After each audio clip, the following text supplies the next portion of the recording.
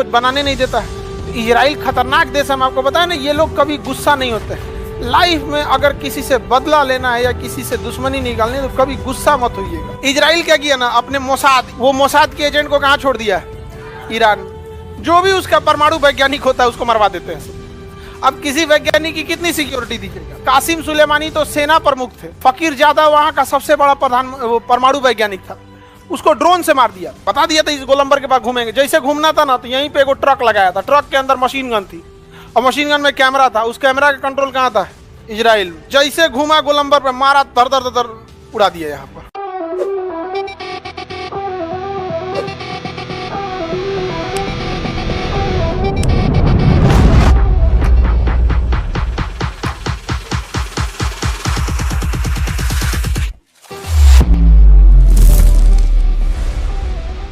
अब देखते हैं हम लोग कौन सा देश? ईरान।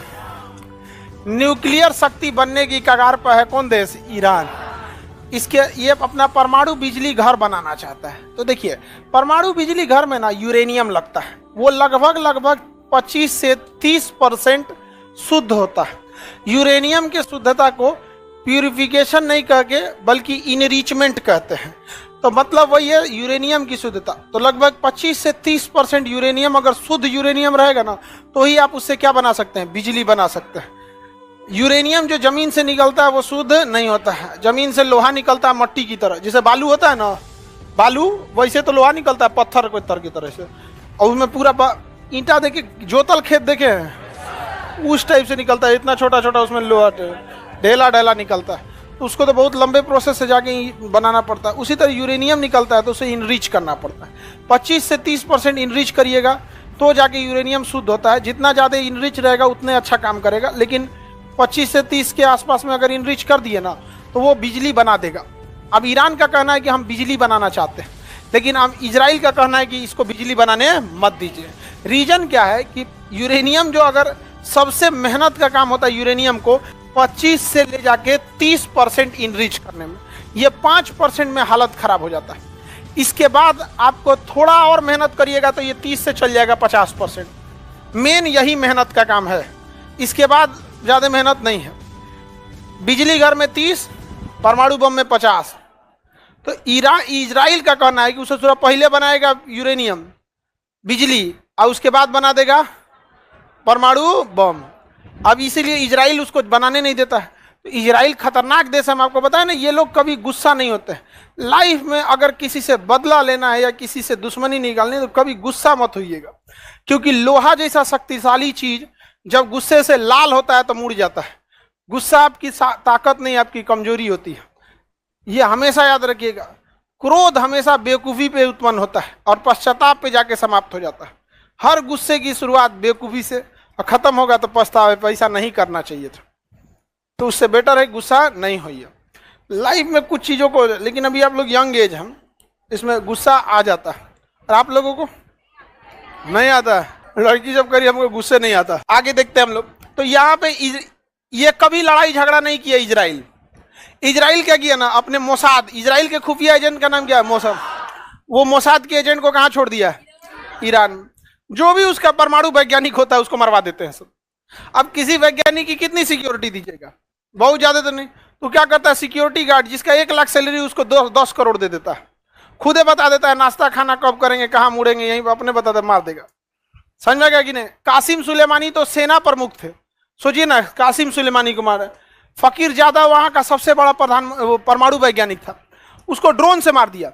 मतलब उसको पता था कि ये गोलंबर के पास घूमेंगे, तो बता दिया था इस गोलंबर के पास घूमेंगे। जैसे घूमना था ना तो यहीं पे एगो ट्रक लगाया था, ट्रक के अंदर मशीन गन थी और मशीन गन में कैमरा था, उस कैमरा का कंट्रोल कहाँ था? इजराइल। जैसे घूमा गोलंबर पे मारा, धर धर धर उड़ा दिया। यहाँ पर लो पता करते रहो, पता करके क्या कर लोगे इजराइल में? अकेले सब पे मार देगा वो, अकेले। अरे हम लोग इतना आगे जाने के बाद भी इजराइल से कहते हैं कि हमको ड्रोन चाहिए। आज भी हथियार के मामले में इजराइल हम लोग से एडवांस है। अलग बात है कि वो इतना छोटा है और हमारी इंडियन आर्मी का स्ट्रेटजी अलग है। बाकी के दुनिया के देश जो लड़ाई लड़ते हैं ना, वो लोग हथियारों से लड़ाई लड़ते हैं, और हम लोग में ना हथियार मतलब नहीं, बाद में हथियार चढ़ जाता है सब पहले ही, क्योंकि देहाते से लड़ाई चालू हुआ है। लाठी डंडा बाद में, पहले झपट के कूद जाओ, बाद में ससुरा कुछ देखा जाएगा। तो भारत का सैनिक जो होता है ना, अब खुद सोचिए ना, लखनऊ के थे कैप्टन मनोज पांडे, ठीक है, लेफ्टिनेंट थे, लड़ाई के दौरान उनका पोस्टिंग हो गया था, प्रमोशन हो गया, खुखरी से मारे थे, जो चाकू होता है ना फौज की, गुरखा रेजिमेंट का खुखरी। अब बताइए, पाकिस्तानियों को मारते मारते एकदम पास पहुंच गए, बंदूकों फेंक के, कदूर ससुरा तू नहीं, यहाँ पे इतना लग गया, मार वही में घोंप घाप के रद्द कर दिए। रीजन समझिए, आपको ये मजाक लगेगा लेकिन ये बहुत बड़ी स्ट्रेटजी है। मारेंगे ना चाकू से तो एक मरेगा और 100 ठो का हिम्मत मर जाएगा। मनोबल मर गया ना, वो फौजी कभी खड़ा नहीं हो सकता वहां पे। तो इसके ऐसा मारने के लिए आपके पास भी तो दिल होना चाहिए ना। यहाँ पे मार, मनोज पांडे पहाड़ पे चढ़ के मार रद्द कर दिए। एक ठो लगभग 1 किलोमीटर की दूरी पर स्नाइपर लेके खड़ा था। स्नाइपर होते हैं ना, छुपे रहते हैं एक जगह, ऐसा कपड़ा पहनेगा सब कि दिखबे नहीं करेगा, सब झाड़ी में रहेगा तो हरियर पतई ओढ़ लेगा, सब दिखबे नहीं करेगा। स्नाइपर लगा के गोली मार दिया। नहीं तो मनोज पांडे, विक्रम बत्रा को कैसे मारा था, सब स्नाइपर लगा के। तो पाकिस्तानियों को पता है कि बाप से सामने नहीं लड़ सकते, समझ में आ गया कि नहीं, छुप के मारना चाहिए, समझ में आ गया कि नहीं। लेकिन फिर भी बाप तो बाप होता है। तो अलग बात है कि इजराइल बहुत एडवांस है, लेकिन जब भारत से लड़ने आएगा तो तुम्हारा मशीन गन रहले रह जाएगा यहाँ पे, तुम गोली चलाते रह जाओगे। ये अब कभी पीछे नहीं हटता है सबने। भारत के किसी सैनिक की जब बॉडी आती है ना, कम से कम 15-20 को गोली लगल रहता है। इतने बहादुरी देखिएगा ना कि क्या मतलब, कारगिल की लड़ाई में जिन फौजियों को गोली लग गई थी ना, उनमें हिम्मत नहीं था कि बंदूक उठा सके, तो वो लोग खड़े होकर बस सामने खड़े हो जाते थे कि जो गोली आ रहा है अपने पे रोक ले, देख रहे हैं कि अब हम बचने वाले नहीं है तो अपने पे रोक ले। अपने आगे बढ़ते जा रहे थे, पीछे से कवर फायरिंग पे लेके आ रहे थे सब। तो वो अब इजराइल को पता है कि इस सब में उतना हिम्मतों नहीं है उतना मारधार करने का। इजराइल इन लोग को पूरी तरह से धो देता है। और इन लोगों अमेरिका ऊपर से सिया सुन्नी लड़ा के रखा है कि तुम ये है वो है यहाँ पे, समझा कि नहीं। धार्मिक चीजें, धर्म सबके लिए होना चाहिए, लेकिन धर्म का कंट्रोल पढ़े लिखे लोगों के पास होना चाहिए।